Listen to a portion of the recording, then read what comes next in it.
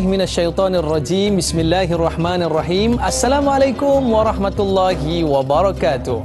Alhamdulillahirabbil alamin wassalatu wassalamu ala asyrafil anbiya'i wal mursalin wa ala alihi wa sahbihi ajmain. Amma ba'd. Alhamdulillah, Anda bersama dengan saya Dai Aiman dalam Tanyalah Ustaz, biar tahu jangan keliru.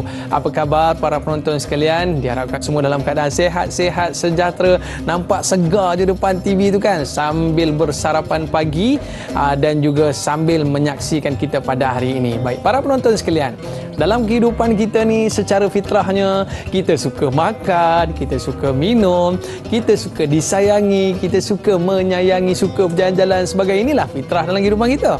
Namun secara fitrah kita ini, kita memerlukan agama di dalam kehidupan kita. Jadi pada hari ini kita nak membicarakan berkaitan dengan topik akidah, berkaitan dengan agama fitrah. Bagi mengupas topik kita pada hari ini, kita nak bawakan kepada anda Al-Fadil Ustaz Prof. Madya Dr. Muhammad Suki Othman. Apa khabar Ustaz? Alhamdulillah. Alhamdulillah. Terima kasih Ustaz bersama dengan kita pada hari ini. Dan kepada para penonton sekalian, anda sedang menyaksikan Tanyalah Ustaz, perbincangan akidah dengan topik agama fitrah. Anda juga boleh menonton siaran hari ini secara HD di www.tonton.com.my. Baik Ustaz, agama fitrah sebagai mukadimah pada hari ini, kita nak faham kenapa agama ni juga merupakan salah satu daripada fitrah kehidupan kita. Ustaz, tafadhal. Baik, Assalamualaikum warahmatullahi wabarakatuh. A'udzubillahi minasyaitanir rajim. Bismillahirrahmanirrahim. Alhamdulillahi rabbil alamin wal 'aqibatu lil muttaqin wala 'udwana illa 'alal zalimin. Ashhadu an la ilaha illallah wahdahu la syarikalah wa ashhadu anna Muhammadan abduhu wa rasuluh, addal amanah wa ballaghar risalah wa nasahal ummah wa jahada fillahi haqqa jihadih wa tarakana 'alal mahajjatil bayda lailuha kanahariha la yazighu anha illa halik. Wa nusalli wa nusallim 'alan nabiyil amin wa 'ala alihi wa sahbihi ajma'in. Rabbi shrah li sadri wa yassir li amri wahlul 'uqdatam min lisani yafqahu qawli, amma ba'd. Alhamdulillah, pertama sekali sama-sama kita panjatkan kesyukuran kita kepada Allah Subhanahu wa taala kerana dengan limpah dan kurnia daripada Allah kita dapat bersama-sama pada kali ini untuk membincangkan yang saya rasa tajuk yang sangat penting yang berkaitan dengan agama fitrah. Pertama sekali, untuk mengupas tajuk ni kita kena tahu dulu apa itu agama, apa itu fitrah. Agama ni dalam konteks bahasa Al-Quran disebut ad-din, agama. Dia beza dengan perkataan agama. Kita terjemah agama ad-din, tapi sebenarnya ad-din tu dia lebih luas daripada agama. Sebab agama biasanya merujuk kepada hubungan manusia dengan Tuhan, itu masuk agama. Tetapi ad-din dalam Islam yang disebut oleh Allah, inna ad-dina indallah al-Islam, sesungguhnya yang terjemuh sebagai ad-din ataupun agama di sisi Allah ialah Islam. Ad-din tu ia merangkumi fitrah manusia, iaitu yang menghubungkan manusia dengan Tuhan, menghubungkan manusia dengan manusia, menghubungkan manusia dengan alam. Itu konteks yang sebenar. Baik, itulah konteks agama. Apa itu fitrah? Dia sudut definisi. Fitrah ni maksud dia mudah sebut sebagai suci lah. Suci, bersih, asal sesuatu. Orang kata kembali kepada fitrah. Maksud dia apa? Kembali kepada asal, kan? Suci, bersih. Kita bayar zakat fitrah kan, sebab nak menyuci kan. Kita sambut Idul Fitri, kembali kepada kesucian, kebersihan. Sebab itu kalau kita lihat antara para ulama tafsir, antaranya Al-Imam Al-Qurtubi, dia menyatakan bahawa fitrah itu merujuk kepada kesucian jiwa, kesucian rohani. Disebut oleh Al-Hafiz Ibn Kathir, dia kata bahawa fitrah itu adalah mengakui keesaan Allah Subhanahu wa taala ataupun mentauhidkan Allah Subhanahu wa taala. Itu disebut oleh Ibn Kathir. Disebut oleh Al-Imam At-Tabari, fitrah itu adalah keikhlasan, kemurnian. Dia balik kepada kesucian lagi. Dan disebut oleh Al-Maraghi, dia kata bahawa fitrah itu adalah cenderung kepada kebenaran. Jadi itu fitrah. Jadi maknanya bila kita sebut tentang agama fitrah ni, agama yang nak bawa kita kepada kesucian, kepada kebersihan, kepada kebenaran, kepada asal kita, dan di situlah sebenarnya agama tauhid, iaitu mengesahkan Allah Subhanahu wa taala untuk membawa manusia mengenal diri dia, mengenal Tuhan dia, dan juga dia menyedari apakah tanggungjawab dia semasa hidup di atas dunia ini untuk menjalani kehidupan secara yang fitrah, dan dia akan kembali kepada fitrah, dan insya-Allah kehidupannya akan membawa kebaikan duniawi dan juga ukhrawi. Baik Ustaz. Jadi kita melihatkan agama fitrah ini sebenarnya, saya pernah mendengar sebuah hadis, dia kata setiap manusia ini lahir dalam keadaan fitrah. Jadi persoalannya Ustaz, adakah anak orang Islam itu sendiri lahir dalam keadaan fitrah, anak orang bukan Islam juga kita sebutkan lahir dalam keadaan fitrah, yang mana bukanlah asal-asal mereka ni beragama selain daripada Islam. Nah, adakah mereka ni lahir-lahir itu sebab mereka belum balik itu, dan mereka semua dalam fitrah? Macam mana tu Ustaz? Baik, dalam hadis Nabi SAW, Nabi menyatakan bahawa kullu mauludin yuladu alal fitrah fa'abawahu an yuhawwidanihi aw yunassiranihi aw yumajjisanihi aw kama qala Rasulullah SAW. Maksud dia apa? Kullu mauludin yuladu alal fitrah, setiap anak yang dilahirkan itu dia lahir dalam keadaan fitrah, suci bersih. Orang kata ibarat kain putih kan, bersih betul-betul ni. Bayi yang dilahirkan, sebab tu budak-budak ni, budak kecil ni, orang sayang dia, orang dukung dia, cium dia kan. Main besar-besar tak mau dah. Kan tak mau dah, dosa banyak dah. Jadi setiap anak ni, kata Nabi SAW, lahir dalam fitrah, suci bersih. Fa'abawahu ayyuhawidani, lalu ibu bapa lah yang akan mencorakkannya, sama ada nak jadi Yahudi ke, Nasrani ke, Majusi ke. Di situ menunjukkan kepada kita bahawa sebab apa dalam hadis itu tak sebut menjadikan Islam. Sebab perhati tengok. Hadis itu kata, maka ibu bapa lah akan mencorakkan untuk menjadi Yahudi atau Nasrani atau Majusi. Tak sebut Islam. Tak sebut pun jadikan dia sebagai Islam. Okay. Sebab apa? Kata para ulama, sebab Islam itu fitrah. Asalnya memang Islam. Asal itu adalah fitrah, asalnya Islam. Maknanya, sebab itu kebanyakan ulama menyatakan bahawa kalau anak-anak yang kecil, walaupun anak yang lahir dalam keadaan yang bukan Islam, lahir di kalangan Majusi, lahir di kalangan Nasrani dan sebagainya, tapi dia belum balik, maka dia anak-anak syurga. Dia mati dalam keadaan waktu bayi, dia mati waktu kecil, kan? Kebanyakan ulama, bahkan Imam Nawawi rahimahullah, Ibn Hajar dan sebagainya menyatakan bahawa itu adalah anak-anak yang masuk syurga sebab mereka berada dalam fitrah, maka suci bersih, maka tak tercemar lagi. Melainkan setelah mereka berakal, maka balik, mereka diberikan pilihan nak ikut fitrah ataupun nak ikut perkara-perkara yang berlawan dengan fitrah. Maka disitulah akan ada kesan dan akibatnya apabila memilih selain daripada fitrah. Saya pernah jumpa dengan seorang mu'alaf ni Ustaz. Maknanya satu perkara yang bermain di fikiran mereka ini adalah ketika mana mereka nak masuk ke dalam Islam, mereka mencari-cari, dan bila masuk Islam ni mereka perlu melakukan perkara wajib seperti solat, puasa dan sebagainya. Jadi mereka sebenarnya fikir, betul ke Islam ni agama yang benar dan sebagainya. Bertepatan dengan soalan sahabat kita di Facebook, kita nak bacakan soalan Wak Dodge, iaitu apakah bukti sebenarnya Islam itu menepati fitrah?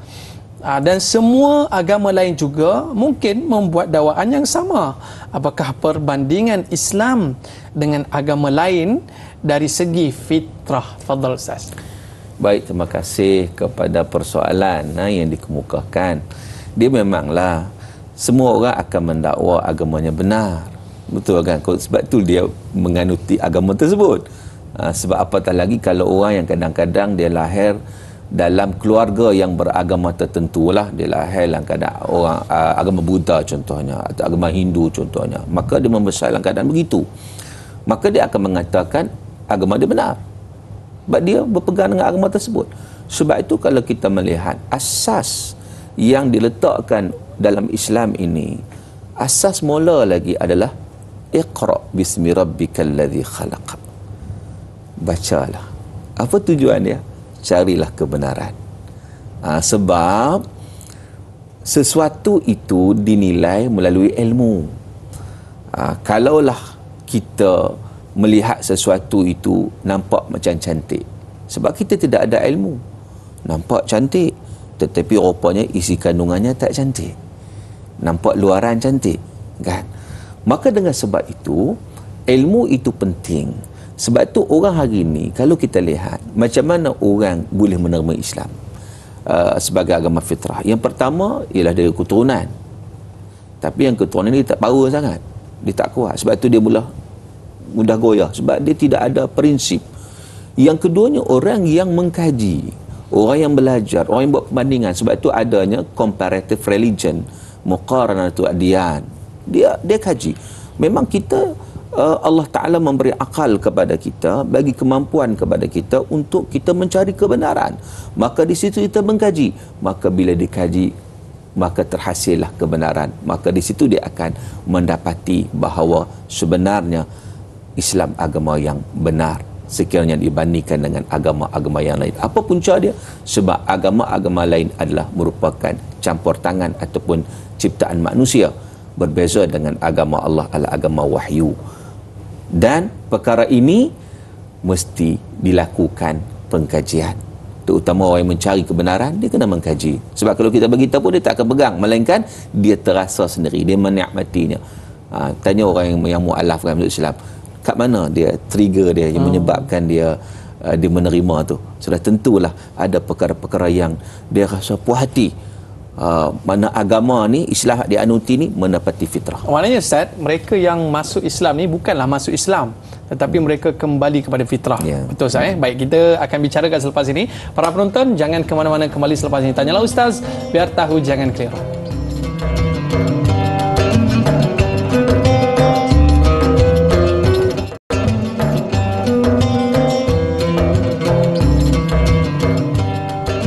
Alhamdulillah, kembali dalam Tanyalah Ustaz, biar tahu jangan keliru. Terima kasih para penonton yang kekal setia bersama dengan kita pada hari ini. Yang mana soalan daripada sahabat kita ni Ustaz, ya, berkaitan dengan topik perbincangan kita pada hari ini, iaitu berkaitan dengan agama fitrah, iaitu Mat WKN. Ustaz, dia nak tanya, apakah bentuk amalan gaya hidup sebagai fitrah dalam agama Islam? Dan yang keduanya, bagaimana dikatakan ajaran Islam bersesuaian dengan fitrah manusia, dan apakah tetapan ataupun peraturan tertentu sebagai batasan dan panduan yang perlu dipatuhi? Untuk soalan pertama ni Ustaz, mungkin dia nak jadikan agama fitrah dalam agama ni sebagai gaya hidup dia ni Ustaz. Baik, terima kasih kepada yang bertanya soalan melalui Facebook tentang bagaimana gaya hidup kita berdasarkan kepada fitrah yang ditetapkan oleh Allah Subhanahu wa taala. Yang pertama Allah sebut dalam surah Ar-Rum ayat 30, Allah Taala sebut fa'aqim wajhaka lid-dini hanifa, maka hadapkanlah wajahmu dengan lurus kepada agama Allah Subhanahu wa taala. Fitratallah allati fatara an-nasa 'alaiha la tabdila li khalqillah, iaitu fitrah Allah yang telah menciptakan manusia menurut fitrah, dan tidak ada perubahan dalam ciptaan Allah Subhanahu wa taala. Dzalika ad-dinul qayyim walakinna aktsaran nasi la ya'lamun. Itulah agama yang lurus, tetapi kebanyakan manusia tidak mengetahui. Jadi maknanya begini, Allah Subhanahu wa taala telah menjadikan panduan kepada kita untuk kita meneruskan fitrah. Sebab itu, sebagai contohnya lah, gaya hidup, kalau ditanya tentang gaya hidup sebagai menepati fitrah ini, ialah gaya hidup yang seimbang antara keperluan rohani dan juga keperluan jasmani. Dan ini ada dalam Islam. Seimbang. Sebab itu, hidup kita ni sebagai contohnya, kita memenuhi keperluan jasmani dan dalam masa yang sama kita memenuhi keperluan rohani. Kita tidak ada kalau kita kata melampau ekstrim di dalam sesuatu ibadat, sebab ar-rahbaniyah dia panggil, sampai dalam keadaan kalau nak akhirat ni sampai dunia tinggal terus, kahwin pun tak boleh, makan tertentu pun tak boleh, semua tak boleh. Dia kira macam melanggar fitrah manusia. Sedangkan Islam mengajar pada kita bahawa berkahwinan itu satu fitrah. Itu fitrah manusia. Manusia berhajat kepada pasangan.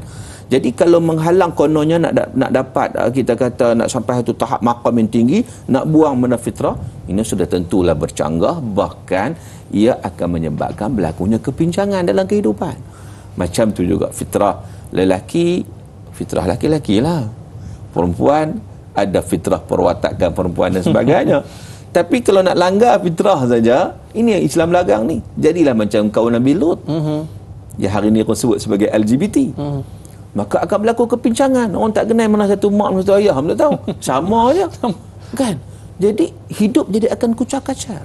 Ketenangan tidak akan dapat, kedamaian tidak akan dapat sebab melanggar fitrah. Maka dengan sebab itu Islam sebagai agama fitrah ini, dia menyusun tu cantik dah.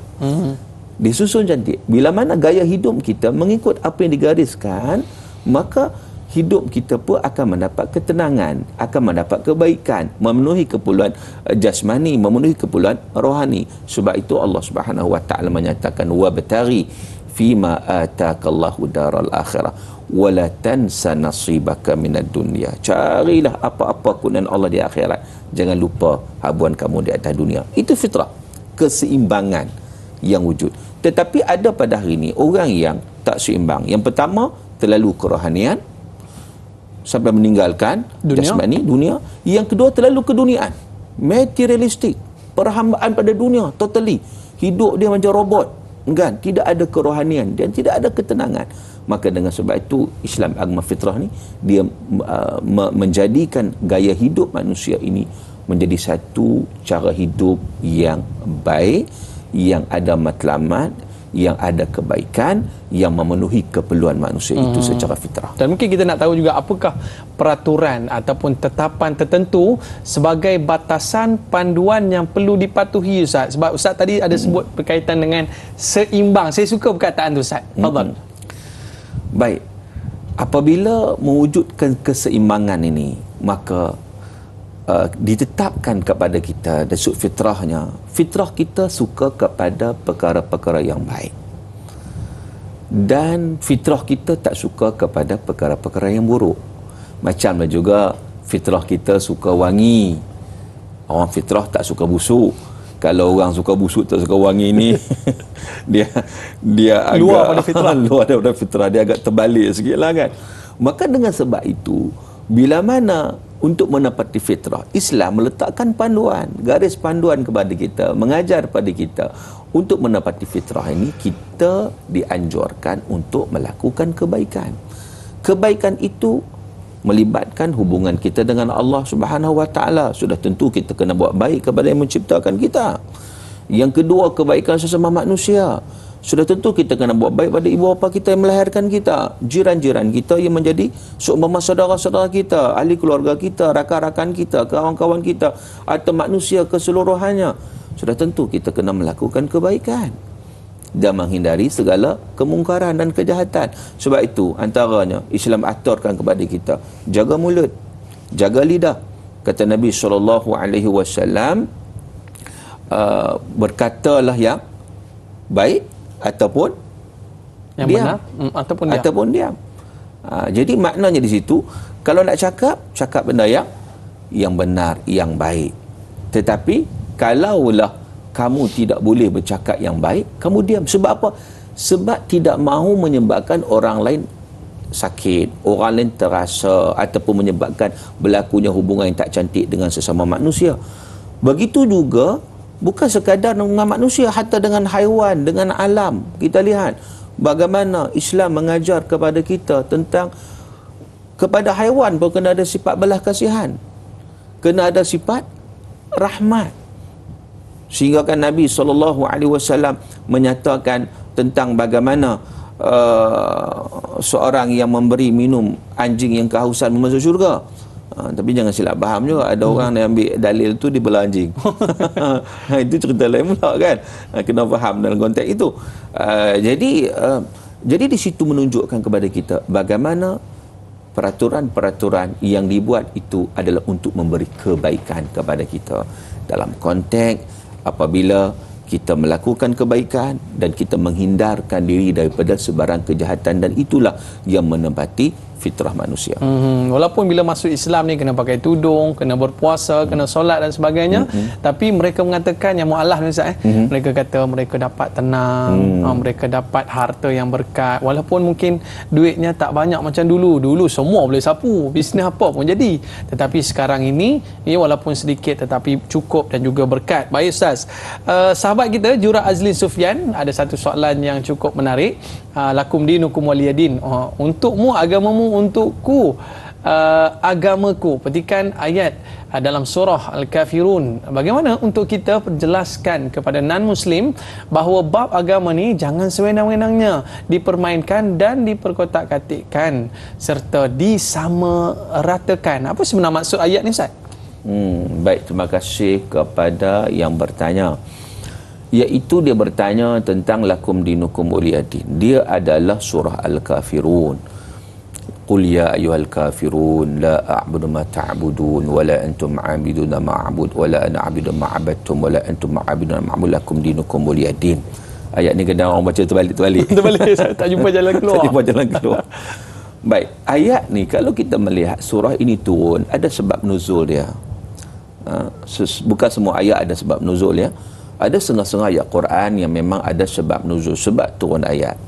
Sebab turun ayat ini ialah apabila golongan musyrikin bertemu dengan Rasulullah sallallahu alaihi wasallam. Kan mereka cuba untuk menghalang dakwah Nabi, maka cuba macam-macam lah, tak berjaya. Nabi tetap nak sampaikan Islam sebab ini agama Allah, nak bawa orang pada kebenaran, kepada fitrah tadi. Lalu mereka cuba satu diplomasi. Mereka kata, ya Muhammad, beginilah. Beginilah, kita ni adik-beradik kita bukan orang lain kan, jadi kita tak nak gaduh-gaduh lah. Begini, agama ni semua sama je, semua nak ajak kepada kebaikan, jadi kita alternate buat penyembahan. Sehari sembah Allah, sehari sembah bahala. Kita alternate, setahun sembah Allah, setahun sembah bahala, soal begitu. Jadi kita, kalaulah kamu betul, kami tumpang sama betul. Kalau kami betul, kamu tumpang kami betul. Jadi kita buat begitu. Kita kompromi dalam soal ini. Turun ayat Quran, turun ayat ini. Qul ya ayyuhal kafirun. Katakan ya Muhammad, wahai orang yang kufur, yang kafir. La a'budu ma ta'budun. Aku tak sembah apa yang kamu sembah. Sebab soal akidah ni, dia bukan soal main-main. Bukan boleh cuba. Bukan boleh cuba-cuba. Dia soal antara iman dan syirik. Dia antara hak dan batil. Jadi Allah Subhanahu wa ta'ala menurunkan ayat ini untuk Nabi SAW bagi tahu kepada golongan yang mereka macam mana pun tak nak terima Islam. Tak apa, kalau tak mau terima Islam juga, lakum dinukum waliyadin. Bagi kamu agama kamu, bagiku agamaku. Tetapi untuk kita menyatukan agama jadi satu, tidak mungkin agama syirik boleh bertemu dengan agama yang tidak syirik. Tak mungkin kita akan menyekutukan Allah Subhanahu wa ta'ala kerana kita nak jadi kompromi sampai tahap kita sanggup mensyirikkan Allah. Itu tidak akan berlaku, itu tidak boleh. Tetapi kita masih lagi boleh bertoleransi dalam perkara lain. Kita boleh berbuat baik dalam masalah, jangan bermusuh-musuh lah apa. Tidak ada permusuhan. Tetapi bab agama ada prinsip dia. Tak boleh untuk mensyirikkan Allah Subhanahu wa ta'ala. Sebab itu ayat ini menyatakan, tak apalah, lakum dinukum waliyadin. Kalau kamu tak nak sangat, biar kamu agama kamu lah. Mana Islam tidak akan menyembah sesuatu yang selain daripada Allah Subhanahu wa ta'ala. Jadi kita tetap berada pada pihak yang benar untuk memastikan bahawa kita melaksanakan kewajipan sebagai hamba Allah Subhanahu wa ta'ala yang tidak mensyirikkan Allah Azza wa Jalla. Hanya dalam bab akhlak ataupun dalam berbuat baik kepada manusia, tak kira dengan siapa pun kita kena melakukan kebaikan. Tapi dalam bab akhlak, dalam bab akidah ataupun dalam bab pegangan agama itu, umat Islam ada prinsip yang tidak boleh digadaikan. Kita nak berehat seketika Ustaz. Para penonton, kembali selepas ini, tanyalah Ustaz, biar tahu jangan pilu.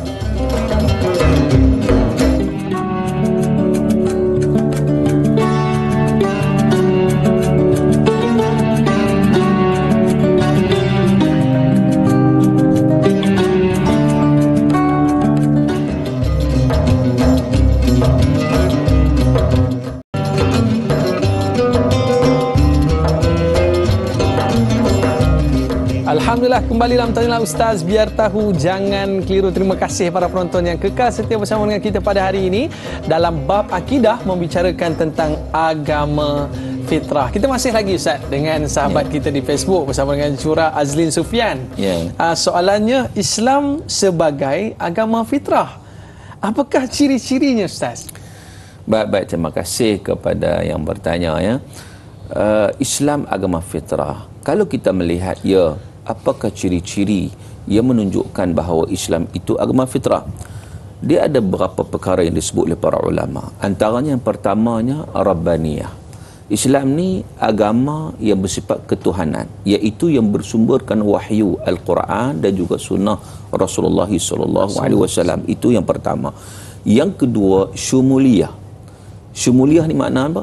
Dia mencakupi, dia lengkap, mengatur urusan kehidupan manusia secara keseluruhannya, dan itu fitrah keperluan manusia.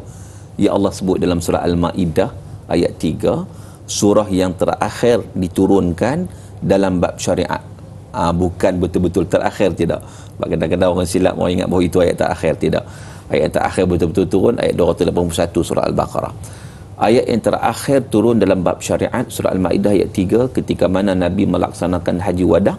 Al-yawma akmaltu lakum dinakum wa atmamtu alaikum ni'mati wa raditu lakumul Islam madina. Hari ini aku lengkapkan bagi kamu agama kamu. Maknanya Islam itu agama yang sangat lengkap, yang mengatur kehidupan manusia daripada sekecil-kecilnya sampai sebesar-besarnya, daripada cara masuk tandas, cara makan, sampai kepada pemerintahan negara, sampai kepada hubungan negara dengan negara di peringkat dunia.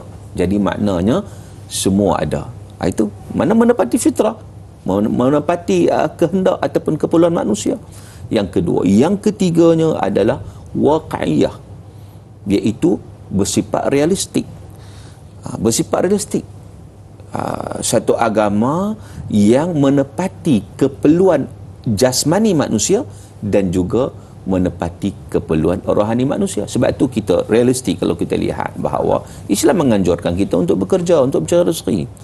Bukanlah maknanya kalau agama ni duduk dalam gua bertapa kan, duduk tak keluar, tak jumpa orang. Tak, bukan begitu. Bermasyarakat, realistik, tetapi dengan adab-adab yang baik kan. Baik. Dengan yang kita sebut tadi, falyaqul khairan, bercakap baik, kata Nabi SAW. Baik. Seterusnya adalah alamiyah. Alamiyah ni maksud apa? Universal. Tidak mengira keturunan, tidak mengira bangsa, tidak mengira warna kulit, tidak mengira siapa pun. Sebab tu kalau kita pergi Mekah lah sebagai contoh kan, bila kita salat, sebelah kita orang pada musa negro je kan, kulit hitam, sebelah kita orang kulit putih kan, siapa pun sebelah kita, kita dapat rasa persamaan. Siapa pun bangsa dia, siapa pun keturunan dia, bagaimana dia punya bentuk dia, panjang pendek ke, warna kulit, semua sama di sisi Allah Subhanahu Wa Taala. Dia bersifat universal. Jadi Islam ni hak semua. Jadi maknanya itu menepati fitrah, bukanlah dikategori-kategorikan. Maknanya ada orang boleh, ada orang tak boleh, tidak. Sebab tu bila kita berada bersama-sama dalam satu saf, kita rasa macam satu semangat persaudaraan yang melewati batas-batas keturunan, warna kulit, bangsa dan sebagainya. Itu yang antara ciri-ciri yang ada pada Islam yang menunjukkan bahawa dia merupakan agama fitrah. Boleh solat sama-sama kan. Baik Ustaz, saya ni suka dengar muzik Ustaz. Suka dengan muzik, suka dengan hiburan, dan juga penonton-penonton kita sama juga tu. Mereka suka kepada hiburan dan suka pergi berjalan sana, berjalan sini. Tapi bila Ustaz sebut tadi, jangan berlebihan dalam soal hal dunia ini, supaya mengimbangi di antara dunia dan juga hal-hal akhirat ini. Jadi macam mana kita nak menjadikan perkara-perkara fitrah yang kita sukai ini Ustaz, supaya kita tak melebihi daripada batas yang sepatutnya tu Ustaz? Baik, terima kasih ya. Hiburan juga merupakan fitrah sebenarnya, tetapi setiap benda itu ada kadarnya kan. Kalau kita makan nasi satu pinggan, kita makan satu periuk, jadi kembung perut kita kan. Dia ada kadar keperluannya. Hiburan itu ada kadar keperluannya, dia sebagai satu penambah perisa. Tapi kalau diambil secara berlebihan, dia akan bercanggah dengan fitrah. Dia beginilah. Contoh saya nak buat analoginya, faham tak faham saya tak tahulah. Orang nak masak kari ni, orang perempuan sukalah. Nak masak kari kepala ikan. Okey. Nak bagi sedap kari ni, dia akan letak daun kari. Kalau orang utara panggil daun karapoleh. Itu daun kari. Daun kari orang tak banyak mana. Beberapa helai saja sebab dia perasa nak bagi sedap. Kan? Tetapi kalau daun itu letak penuh dalam periuk tu, dia tak jadi kari dah. Pokok-pokok sekali. Dengan pokok-pokok masuk, dia tak jadi dah. Dia tak sedap dah.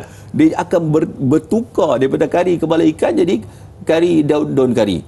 Jadi mana tak sedap. Begitu juga dalam aspek hiburan tadi. Hiburan ni dia mendapati fitrah. Manusia perlu kepada hiburan. Tetapi tidak boleh melampaui batas. Kalau melampaui batas, memang dia akan rosak. Dia akan bercanggah dengan fitrah. Hari ni masalahnya dia melampaui batas. Siang, malam, pagi, petang, hiburan sampai dia tak ada tujuan hidup dia kan. Itu melampaui fitrah. Begitu juga soal lain, soal makan, soal minum. Itu tuntutan mana kehendak jasmani kita. Tetapi jangan berlebihan. Innallaha la yuhibbul musrifin. Allah Ta'ala tak suka kalau orang yang melampaui batas ni melebih. Sebab bila berlebihan saja, dia akan sudah tentu bercanggah dengan fitrah. Kalau makan banyak sangat, tidur banyak sangat, minum banyak sangat, dia akan merosakkan tubuh badan kita, jasmani kita dan sebagainya. Maka dengan sebab itu kita lihat bagaimana kulu washrabu.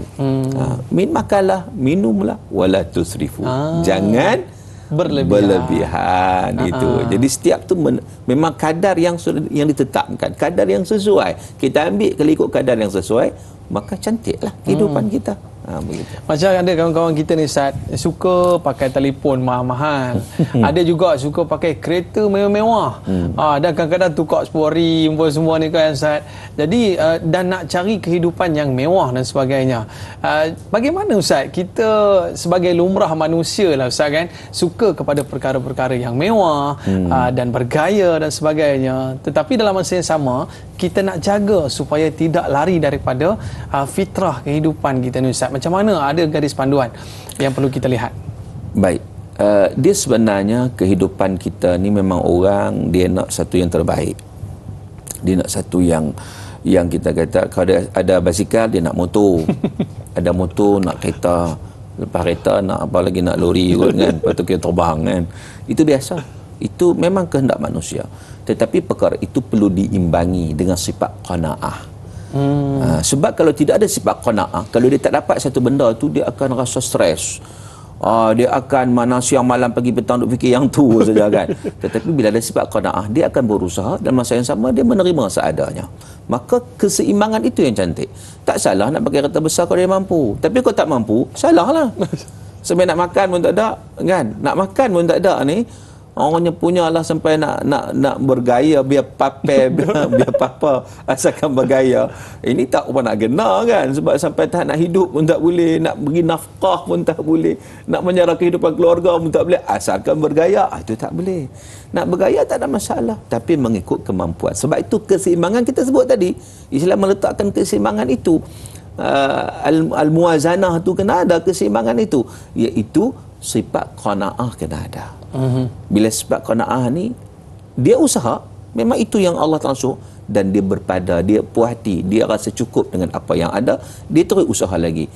Mana ada, alhamdulillah. Tak dapat lagi, dia usaha lagi. Begitu. Dia tidaklah sampai tahap melampaui batas. Dan apa-apa juga perkara kalau melampaui batas memang akan mengundang masalah. Dan begitu juga dalam hal-hal ibadah pun, kita tidaklah terlalu melampaui batas sehingga kita meninggalkan hal-hal dunia.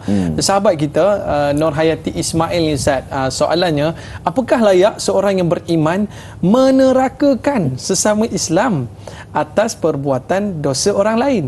Dan yang kedua, mengapa pada zahirnya manusia itu diberi akal, tahu membezakan buruk dan baik, bebas membuat pilihan tetapi tetap memilih jalan hidup yang salah? Apakah bermakna Allah telah meninggalkan hamba-Nya?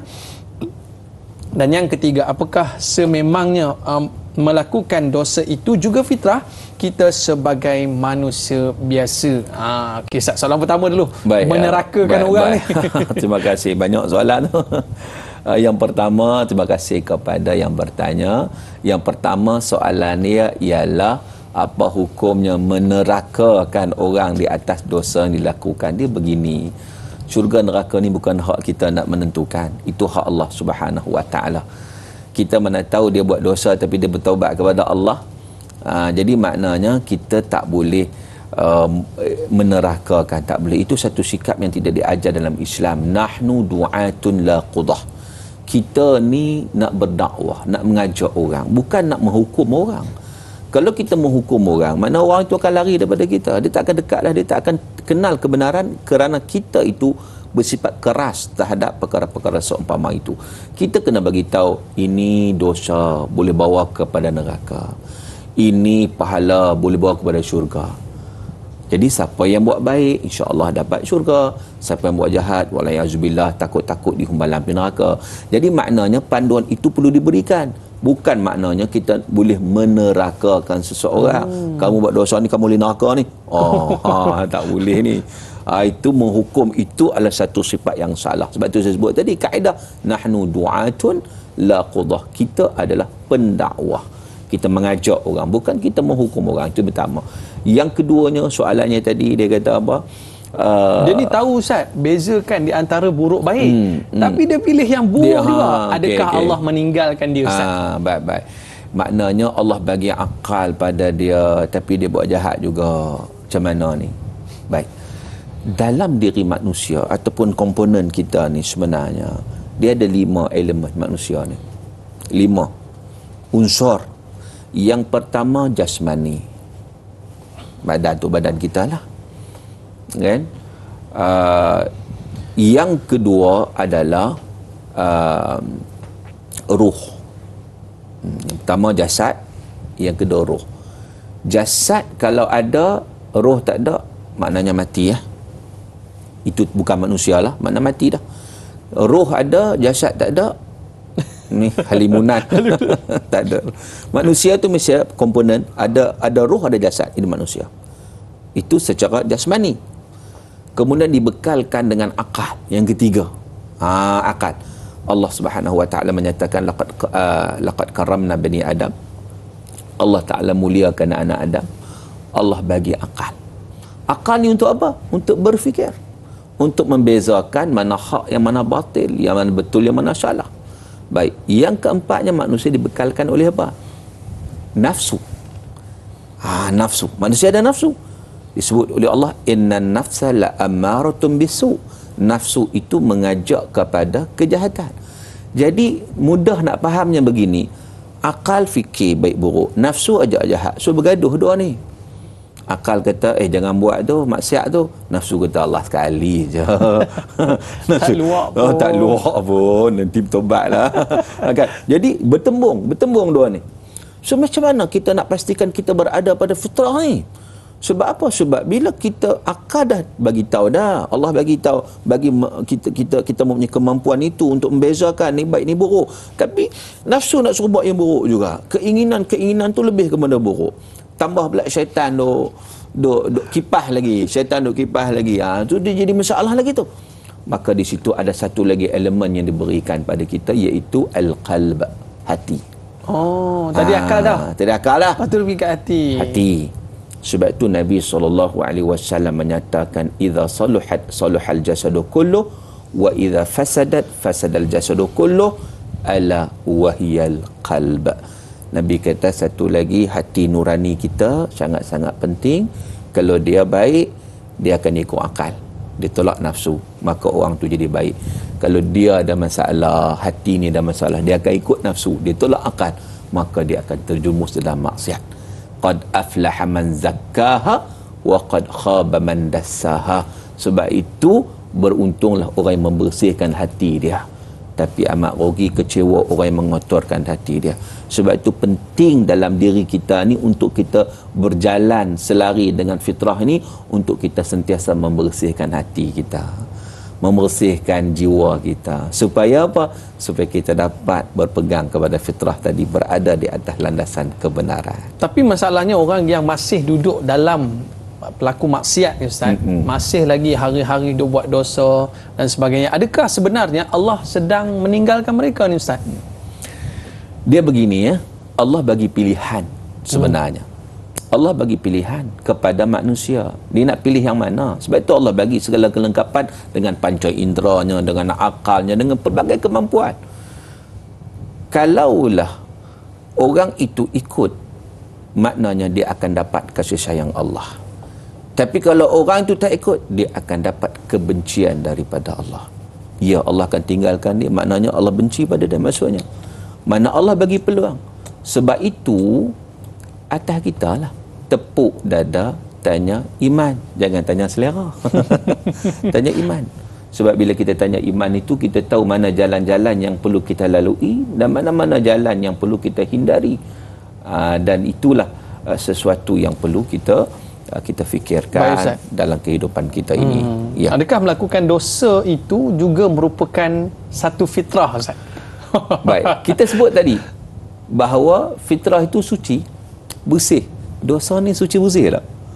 Dosa ni kotor kan? Jadi maksiat itu bercanggah atau berlawanan dengan fitrah. Orang melakukan maksiat, orang melakukan dosa itu, dia berlawan dengan fitrah.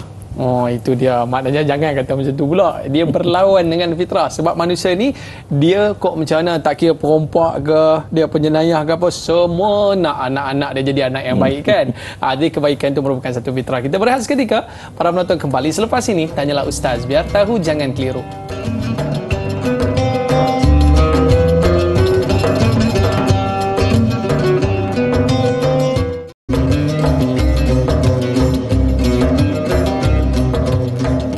Alhamdulillah, kembali dalam Tanyalah Ustaz, biar tahu jangan keliru. Terima kasih kepada para penonton yang kekal setia bersama kita pada hari ini dalam topik akidah berkaitan dengan agama fitrah. Alhamdulillah Ustaz, kita ni lahir-lahir Islam dah kan.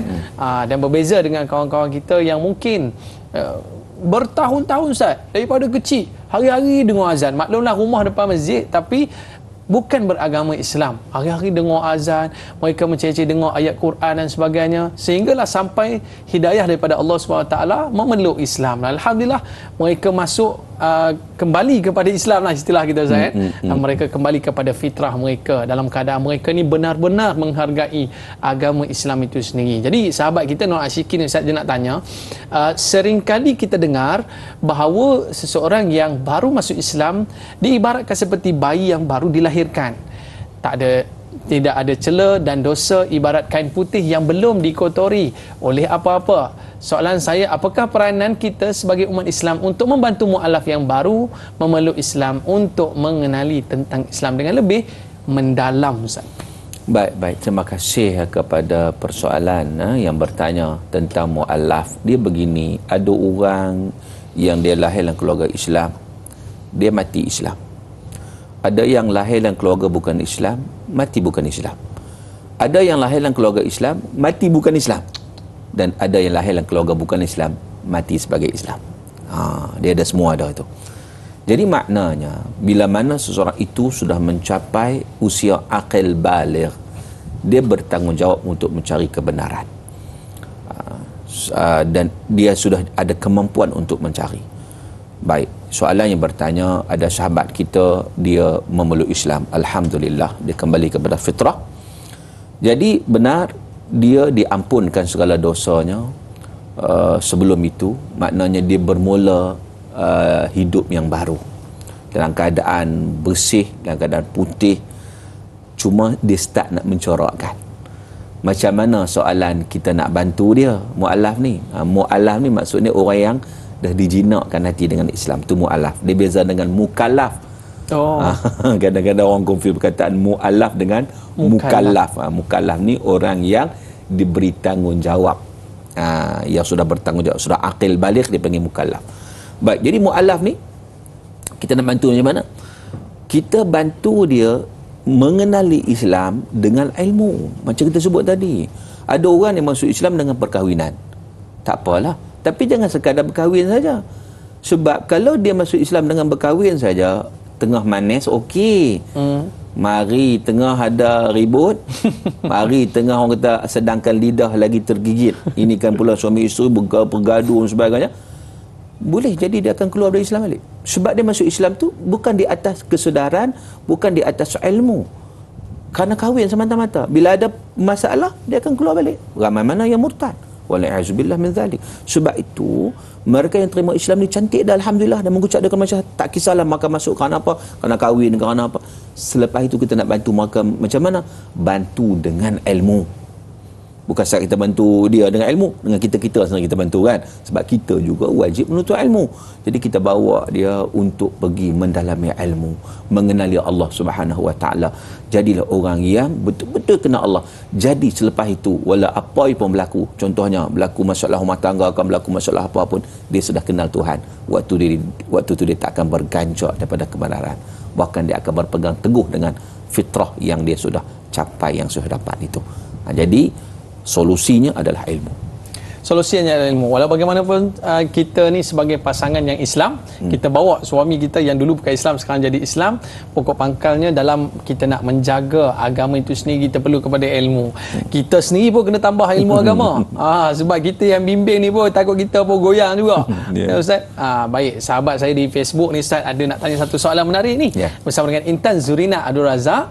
Ustaz, dalam masyarakat majmuk seperti Malaysia, apakah had-had yang perlu orang Islam fahami agar tidak mencampur adukkan antara ingin menjaga hati orang agama lain versus menyebarkan agama Islam, terutamanya buat mu'alaf yang mahu mengajak ahli keluarganya kembali ke agama fitrah, Ustaz?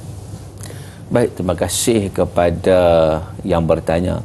Kita sebenarnya kita beruntung sebab kita berada dalam satu masyarakat majmuk yang membuka ruang banyak kepada kita untuk berdakwah, untuk menyampaikan kebenaran, untuk menyampaikan agama fitrah. Dan bila mana kita menyampaikan kebenaran, itu satu perkara yang sangat-sangat baik. Apatah lagi bila mana kawan-kawan yang kita sayang kawan-kawan kita yang mereka masih lagi tidak kenal Islam, kita sayang mereka, kita kawan dengan mereka. Kalau kita nak bersama-sama mereka di syurga Allah insya-Allah, maka kita kena ajak mereka. Sebab kadang-kadang orang kita satu hal, dia rasa macam agama Islam ni eksklusif untuk dia aja. Kan? Orang Melayu tu utamanya, dia rasa agama tu, Islam ni eksklusif untuk dia, bukan untuk orang lain. Dia berkawan pilah dengan siapa pun, 20 tahun kawan, sekali pun dia tak pernah ajak kawan tu masuk Islam. Sekali pun dia tak pernah menerangkan tentang kebenaran Islam.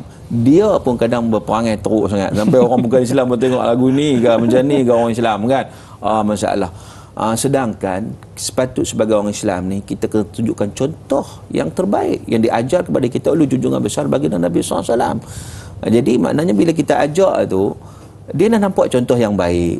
Kemudian kita ajak pula, kita tunjukkan ciri-ciri Islam yang baik, maka tidak ada alasan untuk dia tak menerimanya. Dan itu insya-Allah pahala yang sangat-sangat banyak kita akan peroleh. Sebab itu kita dalam bab ni untuk menyebarluaskan kebaikan ni, kita kena berusaha beragresif sikit lah kita kata. Kadang-kadang saya tengok orang luar agresif. Ada seorang tu orang Romania, suami isteri. Dia dapat Islam ni di Turki. Sebab ketika mana dia melancong di Turki adalah satu peristiwa, dia tengok akhlak yang ditunjukkan oleh seorang ni.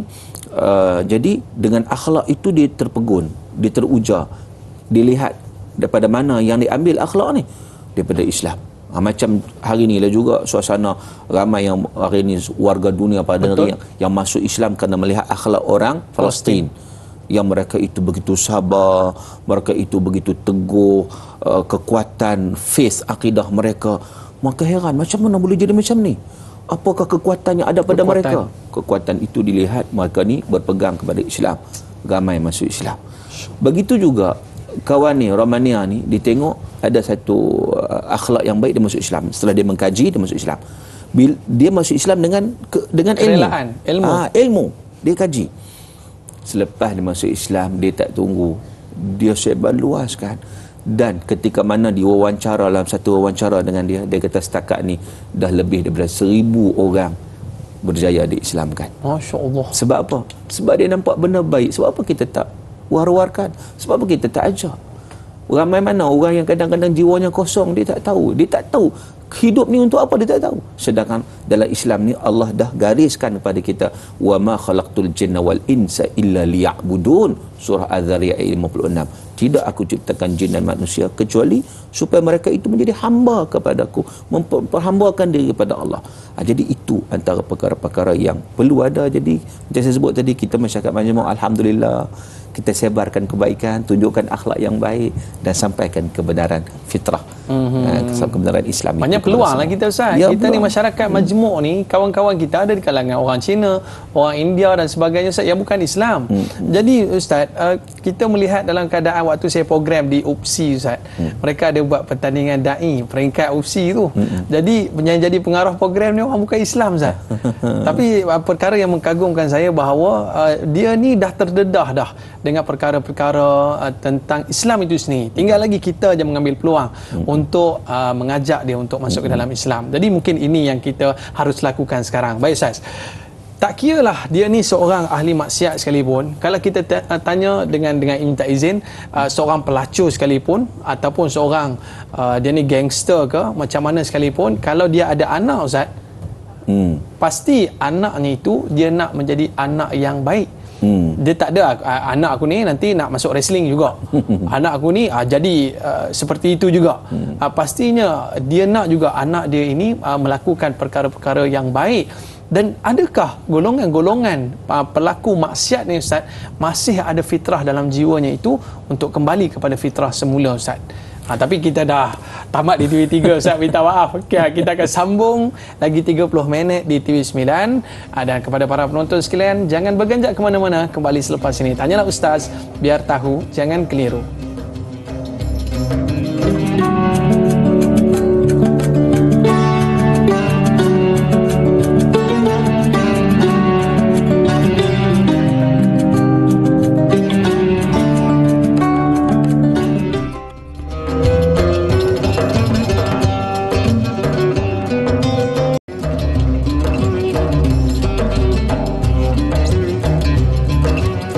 Alhamdulillah, kembali dalam Tanyalah Ustaz, biar tahu jangan keliru. Terima kasih para penonton yang kekal setia bersama dengan kita pada hari ini dalam bab akidah, iaitu berkaitan dengan agama fitrah. Baik, Ustaz, kita nak kembali pada soalan kita tadi lah kan, yang mana kalau kita tanya sekalipun ahli maksiat, tak kiralah dia ni pernah melakukan dengan izin pelacuran ataupun dia ni seorang yang gangster, wrestling ke apa, Ustaz, dia orang pun tak nak anak-anak dia mengikut jejak langkah dia. Kalau nak hantar sekolah pun silat hantar sekolah agama lagi, kan? Dan mungkin itu menyebabkan dia ini masih lagi mempunyai fitrah kebaikan dalam jiwa dia. Dan bagaimana, Ustaz? Mungkin ada yang Ustaz boleh komen tentang isu ini. Baik, dia begini. Terima kasih. Dia perkara yang mendapati fitrah ni perkara yang bersifat wangi. Perkara yang tidak mendapati fitrah ni dia busuk. Itu kita nak bagi analogi yang macam tu, kan. Orang yang melakukan maksiat, dia tahu benda tu busuk. Sebab fitrah dia tak suka benda tu. Tapi mungkin keadaan-keadaan tertentu dia terpengaruh dengan macam nafsu tadi, terpengaruh dengan syaitan, terpengaruh dengan kawan-kawan, terpengaruh dengan persekitaran. Banyak pengaruh-pengaruh yang ada persekitaran kita ni menyebabkan dia terjebak. Tetapi dalam hati nurani ni, dia tak nak anak dia jadi macam dia. Sebab dia tahu benda tu busuk. Dia nak anak dia tetap berada pada suasana yang wangi. Begitu. Sebab fitrah tu wangi, benda baik tu wangi. Jadi dia tak nak anak dia busuk. Anak dia jadi macam dia. Sebab itu kita dapati, walaupun seorang itu macam disebut gangster ke apa ke, bodoh, pelaku maksiat lah, tak kisah siapa pun, tetapi dia tetap nak anaknya jadi baik. Dia tetap anak hantar ke sekolah-sekolah agama, hantar, maknanya dalam suasana kita tengok, mak dia dahsyat nak tempat cara ni kan. Tapi hantar anak, nak jadi tafi contohnya. Maka itu naluri manusia, fitrah manusia, kan? Dan mungkin alhamdulillah anak ni bila besar dia dapat tarik balik mak dia kembali kepada fitrah. Contohnya tarik ayah dia kembali kepada fitrah. Saya pernah jumpa ada orang nak sebut gangster tadi. Lepas saya solat isyak satu ketika satu masjid, dia mari jumpa saya. Dia mari jumpa saya, dia nak mengadu satu benda. Saya kata okeylah. Dia kata dulu dia tak sembahyang, dia tak solat, mak dia tak solat, keluarga dia tak solat, dia tak rasa apa. Bila dia dapat hidayah, dia kembali pada fitrah, dia solat, kan, Sekarang ni dia terasa sangat bila mak dia tak solat. Dia menangis depan saya. Nampak gangster ni. Nampak cara cakap pun gangster. Tapi hati di jiwa dia sangat lembut. Dia menangis. Dia kata, saya sedih. Dulu saya tak rasa sangat sebab saya masa tu saya pun jahil juga. Saya pun tak solat juga. Bila saya kenal Islam, saya rasa solat ini memberi ketenangan, membawa ke syurga Allah Ta'ala. Mak saya masih tak solat. So macam mana dia menangis. Kan dia rasa macam nampak. Jadi si anak ni, saya kata kat dia bahawa cubalah pujuk mak, ajak dia, tunjuk contoh yang baik pada dia. InsyaAllah doa banyak-banyak. Kan mudah-mudahan mak juga dapat hidayah macam Abu Hurairah yang sentiasa mendoakan kepada ibu dia yang tak masuk Islam, yang akhirnya diminta tolong Nabi pula doa. Last kali hari yang sangat gembira bagi Abu Hurairah apabila mak dia menerima Islam. Jadi maknanya di situ kita lihat bahawa dosa maksiat ni dia menyalahi fitrah. Dan setiap orang melakukan dosa tu dia tahu benda tu dosa, dia tahu benda tu salah. Sebab tu kau boleh dia tak naklah orang yang dia sayang juga terlibat dalam perkara-perkara tersebut. Itu sebenarnya fitrah dalam kehidupan kita. Walaupun kita melakukan benda salah ni, kita tahu tu benda salah dan kita tak nak orang buat macam kita buat ni kan. Dan sebenarnya kita perlulah dengan masa yang Allah berikan kepada kita, kembalilah kepada fitrah kita. Baik Ustaz, kita ada soalan sahabat kita di Facebook bersama dengan Mazni Hasan. Jika diperhatikan ajaran Islam itu bersesuaian dengan fitrah semua manusia, tetapi masih ada lagi manusia yang mencipta agama lain selain Islam ni Ustaz.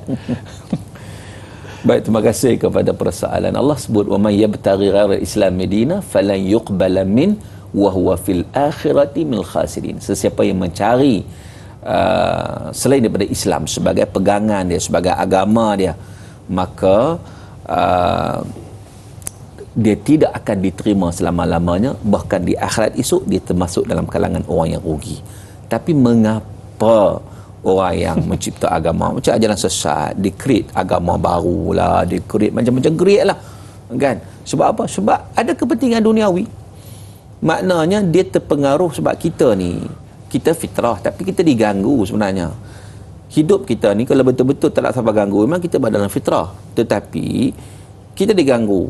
Ganggu dengan apa? Ganggu dengan nafsu, ganggu dengan syaitan, ganggu dengan persekitaran. Gangguan-gangguan ini menyebabkan manusia itu lari daripada track, lari daripada fitrah. Maka bila lari daripada fitrah itu, dia melakukan sesuatu perkara yang bercanggah dengan fitrah. Jadi orang yang cipta agama lah, yang cipta ajaran sesat lah apa semua, dia ada kepentingan dia. Kalau kita buat kajian sedikit, kebetulan saya di MAIS, Majlis Agama Islam Selangor, menganggotai jawatan kuasa pengawalan akidah. Maka kita lihat isu-isu akidah ini, isu-isu orang yang menyelewengkan, yang create benda-benda baru ni, sebenarnya dia ada kepentingan. Dia ada kepentingan. Semua kepentingan duniawi, kepentingan peribadi, kepentingan keuangan, kepentingan seksual, kepentingan macam-macam kepentingan, macam-macam. Memang dia ada kepentingan tertentu. Dia tahu benda tu salah, bukan dia tak tahu, dia tahu benda tu salah, tetapi dia nak dapat pengikut. Dia buat berbagai cara. Sebab apa? Sebab dia mengikut langkah-langkah syaitan. Ini masalahnya. Dan itulah lumrah kehidupan manusia. Adanya kebenaran, adanya kejahatan. Kita kena pilih. Kalau silap pilih, maka kita terjerumus ke dalam lembah kehinaan. Kalau kita pilih yang betul, insya-Allah kita akan berada dalam kesejahteraan dan juga kebahagiaan. Baik Ustaz, kita ada soalan seterusnya Ustaz daripada sahabat kita di Facebook. Kita nak berikan soalan daripada Nurul Hidayah Saifuddin, ataupun kita nak raih dululah daripada Razali Ismail ni Ustaz. Boleh Ustaz Baik, soalannya adalah kenapalah di akhir-akhir ini terjadinya fenomena di mana para ustaz-ustaz dilarang menyampaikan kuliah agama kerana tidak ada tauliah, sedang Islam ini agama fitrah yang perlu disampaikan.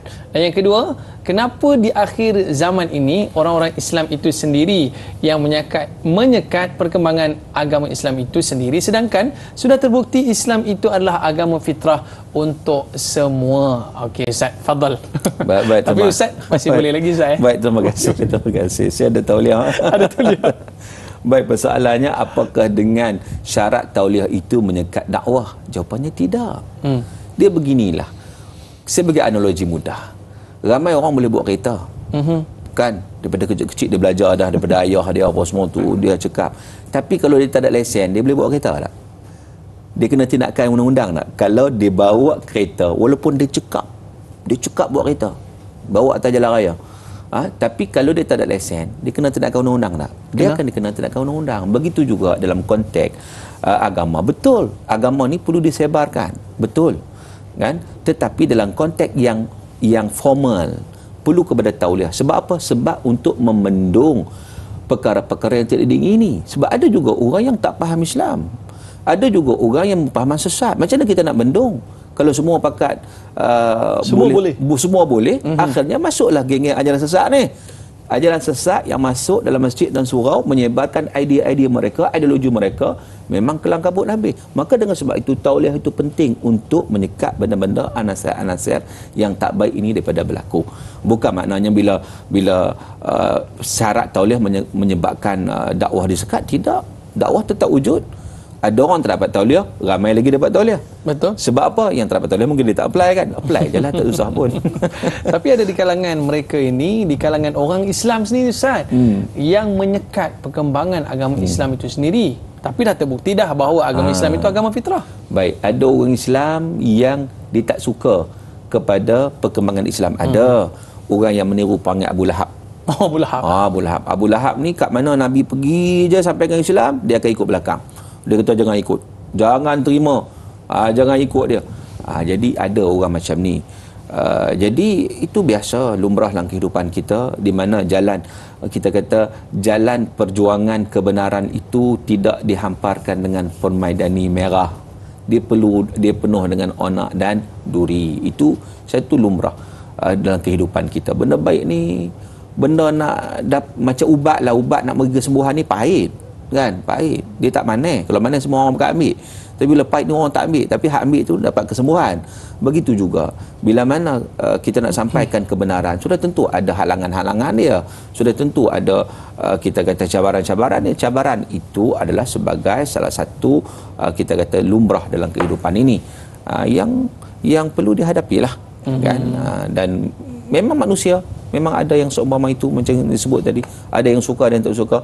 Sebab itu Nabi SAW menyatakan bahawa kun aliman atau muta'aliman atau mustami'an atau muhibban wala takunil khamisah fatahlik. Jadi orang berilmu atau menuntut ilmu atau mendengar ilmu atau cinta ilmu, jangan jadi orang kelima. Semua dia tak nak, bahkan dia menentang lagi. Ilmu-ilmu semua dia tak nak. Semua dia tak nak. Semua tak nak. Orang ni binasa, kata Nabi. Macam Ustaz sebut tadilah, ada di kalangan mereka ni yang dia buat salah, dia rasa dia salah. Lepas tu Ustaz kata dia, ada yang buat salah, dia tak rasa benda tu salah. Dan ada yang buat salah, dia rasa dia betul. Itu lagi jahanam Ustaz. Baik, kita berehat seketika. Para penonton, kembali selepas ini, tanyalah Ustaz, biar tahu jangan keliru.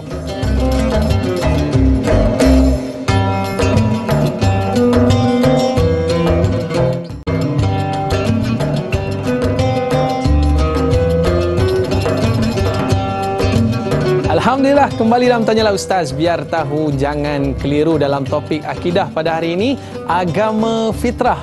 Yang mana sahabat kita di Facebook ada satu soalan menarik Ustaz, daripada Nur Dahlia Biru. Adakah Rabbaniyah ialah agama yang bersumberkan wahyu Allah Subhanahu wa taala dari Al-Quran dan hadis yang merupakan petunjuk jalan kebenaran? Dan yang kedua, mengapa masih ada orang Islam yang sendiri tidak yakin dengan kebenaran yang terdapat dalam Al-Quran dan menolak, yang ini tidak terima pandangan ulama bila mereka memberikan teguran seperti isu yang berkaitan dengan akidah? Fadhal Ustaz. Baik, terima kasih kepada yang bertanya, iaitu tentang yang pertamanya Islam agama Rabbaniyah. Nah, betul macam saya sebut tadi bahawa Rabbaniyah itu adalah bersumberkan kepada wahyu Allah Subhanahu wa taala, iaitu bersumberkan kepada Al-Quran dan juga sunnah Rasulullah sallallahu alaihi wasallam. Dan Nabi tersebut perkara ini. Nabi kata taraktu fikum amrain lan tadillu ma in tamassaktum bihima, kitab Allah wa sunnati. Atau kama qala Nabi sallallahu alaihi wasallam, aku tinggalkan kepada kamu dua perkara, kamu tak akan sesat selama-lamanya bila kamu pegang dengan dua perkara ini, iaitu Al-Quran, kitabullah dan juga sunnah Rasulullah SAW. Tapi nak pegang pada dua sumber ini, kena ada ilmu lah, kena belajar, kena menuntut ilmu, dan insya-Allah dia akan nampak kebenaran, jalan yang perlu dilalui. Dan itu jalan yang benar yang dia tidak akan sesat, insya-Allah. Yang keduanya tentang mengapa ada orang Islam sendiri yang tak yakin dengan kebenaran yang terdapat dalam Al-Quran. Dia sebenarnya orang Islam ni pun, Islam ni Islam pada nama saja ke? Itu kena lihat juga. Ramai juga yang Islamnya pada nama saja, tetapi dia sendiri tidak memahami apa itu Islam. Sebab kalau orang Islam, dia mesti yakin dengan Quran, sebab ia termasuk dalam rukun iman. Kan? Beriman dengan kitab. Dan rukun iman ni dia 6. Dia bukan jenis boleh ambil sebahagian. Dia rukun iman, kau tolak satu ni, 6 tolak satu jadi kosong, dia tak jadi 5. Kan? Dia maknanya itu rukun iman. Jadi orang yang tidak menerima panduan Al-Quran, menolak ayat suci Al-Quran, kufur kepada ayat-ayat Allah Subhanahu Wa Taala, maknanya mereka belum lagi benar-benar beriman dengan arti kata yang sebenarnya. Jadi kalau orang beriman, orang Islam betul-betul, dia tak akan tolak ayat Allah Subhanahu Wa Taala. Satu. Yang kedua tentang bagaimana teguran-teguran, macam disebut, saya tak tahu teguran isu apa, tapi teguran dalam bab akidah secara umum lah kot kan. Bagaimana para ulama, al-ulama warasatul anbiya, ulama pewaris para nabi, yang mereka memahami Al-Quran, memahami hadis Nabi, mereka hanya menyampaikan saja. Jadi bila mereka menyampaikan benda itu yang datang daripada Quran, yang datang daripada hadis Nabi, maka kita sewajarnya menerima. Sebab apa? Sebab itu adalah sesuatu yang disampaikan berdasarkan ilmu. Itu yang pentingnya. Jadi yang orang tak terima tu sebab apa? Sebab mungkin tidak ada ilmu, kejahilan. Sebab kejahilan ni satu benda yang memang syaitan cukup suka. Sebab tu dalam kitab Talbis Iblis menyatakan bahawa ranking nombor 1 yang syaitan cukup suka, Iblis cukup suka adalah orang jahil. Sebab orang jahil ni dia rasa dia betul. Dia rasa dia betul, sedangkan dia tak betul. Kan, dia syok sendiri. Dia rasa dia betul, sedangkan dia tak betul. Kan? Lepas tu dia duk guna akal dia sendiri yang tidak berpandukan wahyu. Sedangkan akal kita ini ibarat mata. Yang perlu kepada wahyu ibarat cahaya. Kalau kita ada mata, kita ada akal, ada mata, tapi tak ada wahyu, lang gelap, agak-agak nampak tak nampak? Kita takkan nampak apa-apa walaupun ada mata sekalipun. Jadi mata kita ni ibarat akal ini perlu kepada wahyu, cahaya. Dengan adanya cahaya tadi barulah kita celek nampak. Itu peranan. Tapi kalau orang nak guna mata saja, nak guna akal saja, tak guna wahyu, jadilah orang yang dicelek dalam gelap. Dia rasa dia nampak, dia kata aku boleh celek.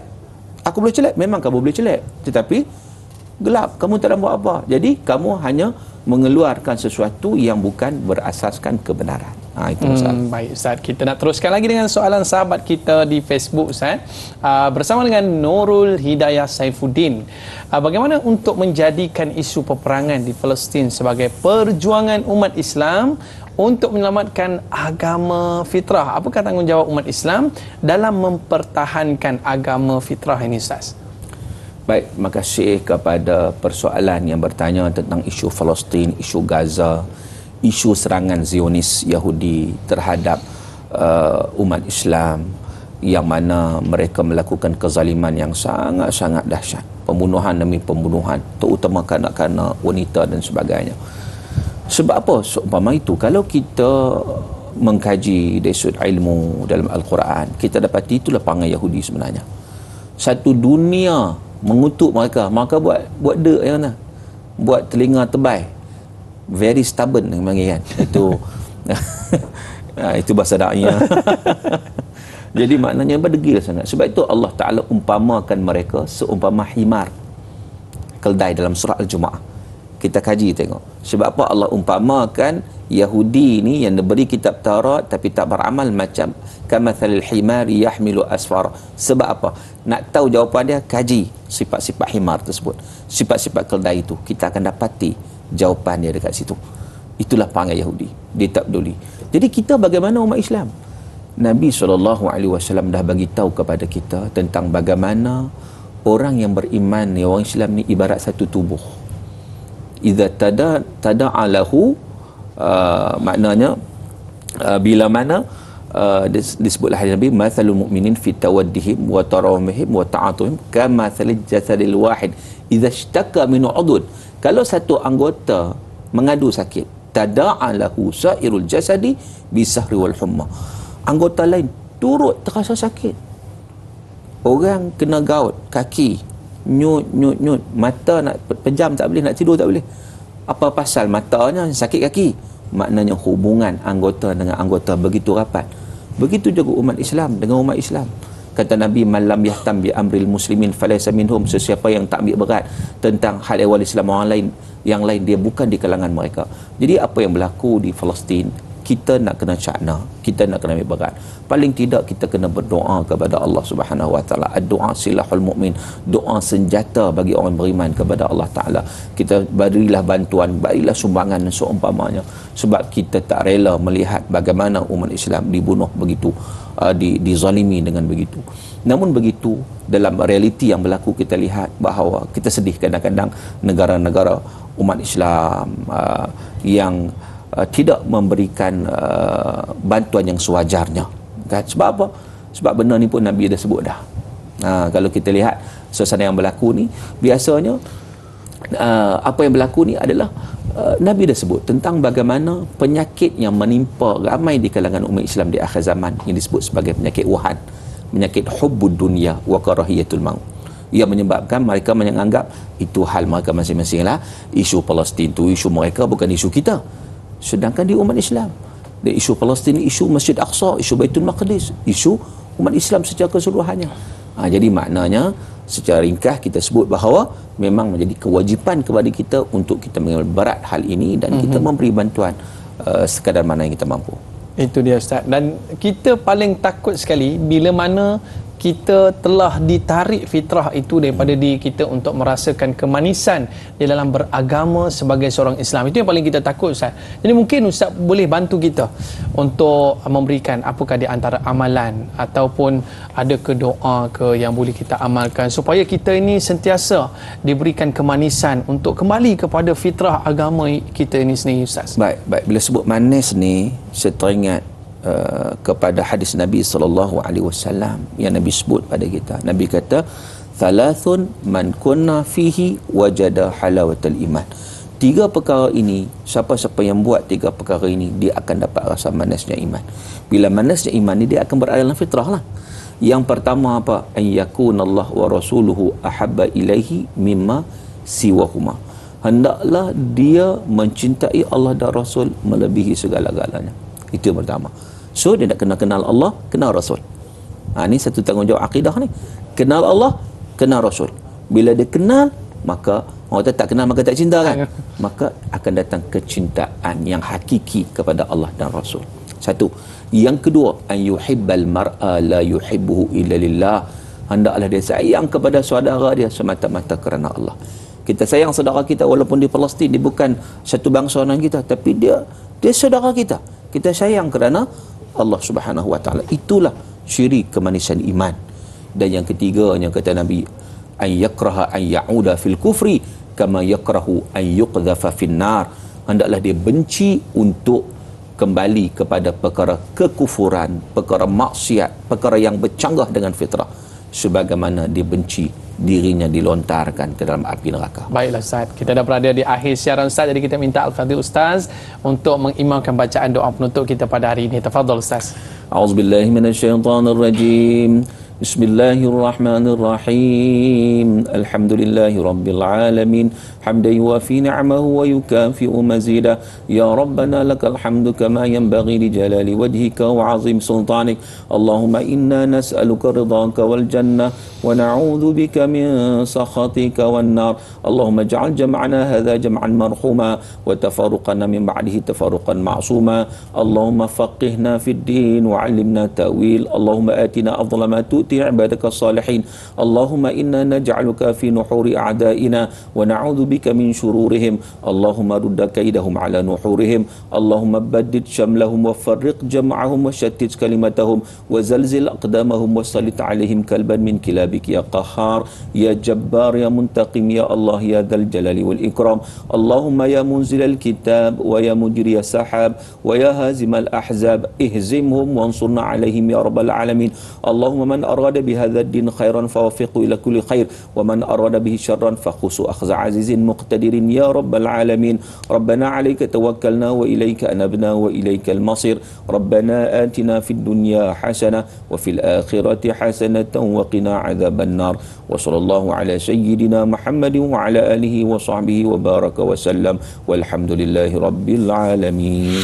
Amin amin ya rabbal alamin. Terima kasih kepada Al-Fadhil Ustaz atas penjelasan berkaitan dengan topik kita pada hari ini, agama fitrah. Mudah-mudahan kita sentiasa berada dalam agama fitrah kita ini. Baik para penonton sekalian, saya Daya Aiman, mohon maaf di atas lanjur kata terlajak bicara. Ada rezeki kita jumpa lagi. Ila liqa ma'as salamah. Kita tutup majlis dengan kafaratul majlis dan suratul as. Subhanakallahumma wa bihamdika asyhadu an la ilaha illa anta astaghfiruka wa atubu ilaik. Wal asri innal insana lafi khusr illa alladhina amanu wa amilus solihat wa tawasaw bil haqq wa tawasaw bis sabr. Saya Daya Aiman, like dakwah, share ilmu. Assalamualaikum warahmatullahi wabarakatuh. Assalam.